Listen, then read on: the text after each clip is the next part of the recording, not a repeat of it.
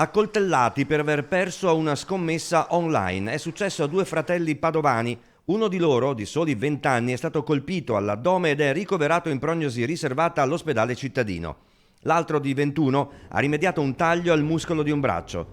La polizia è intervenuta alle 18 di domenica in via Rubaltelli, dietro la stazione all'Arcella, per una rissa segnalata da alcuni residenti, in corso tra due fratelli filippini di 31 e 25 anni contro due cugini padovani di 21 e 20.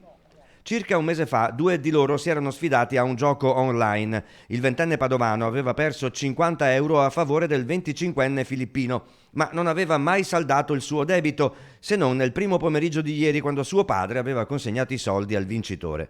Nonostante questo, all'appuntamento in via Rubaltelli è scoppiata la rissa. La polizia ha arrestato tutti e quattro i ragazzi per rissa aggravata e il 25enne armato di coltello anche per tentato omicidio.